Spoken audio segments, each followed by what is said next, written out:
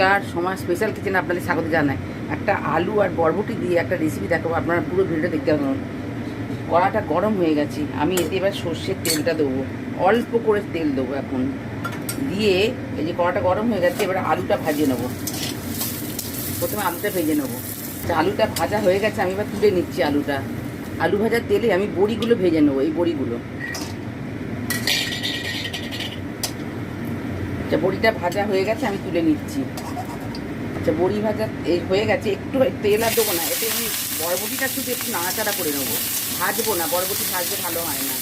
আচ্ছা, বরবটিটা আবার নাড়াচাড়া করে নিয়েছি, এটা ভাজবো না, শুধু নাড়াচাড়া করে নিয়ে তুলে নিচ্ছি। এবার একটু তেল দিচ্ছি, দিয়ে এই পেঁয়াজ কুচোনোটা আমি ভেজে নেবো।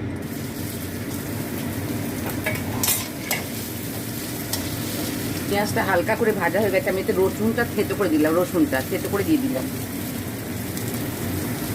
আচ্ছা, হলুদ দিলাম, চিনি দিলাম, লঙ্কার গুঁড়ো দিলাম, জিরে গুঁড়ো দিলাম।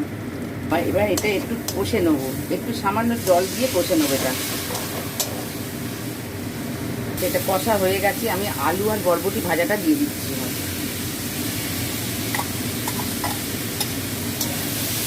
দিয়ে এখানে আর একটু নাড়বো, নাড়াচাড়া করে নেবো। পরিমাণ মতো নুনটা দিলাম, দিয়ে এবার জল দিয়ে দিলাম।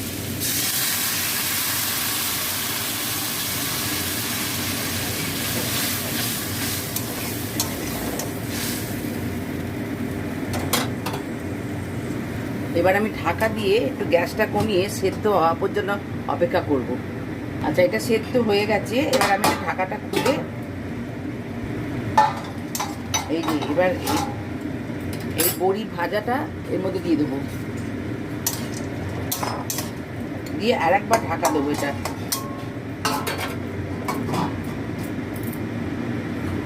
এবার এটা হয়ে গেছে, আমি এবার এটা ঢাকাটা খুলে এই যে এরকম এরকম মাখা মাখা মতন হবে ব্যাপারটা। এই যে মাখা মাখা মতন হবে, এই মাখা মাখা মতন হবে। এবার এটা নামিয়ে নেবো। হ্যাঁ, এবার এটা আমি নামিয়ে নিচ্ছি।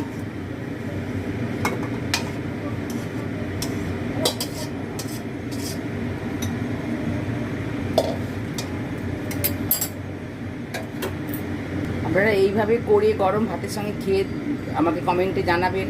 আজকের মতন এই পর্যন্ত। আপনারা লাইক, সাবস্ক্রাইব, শেয়ার করবেন। নমস্কার।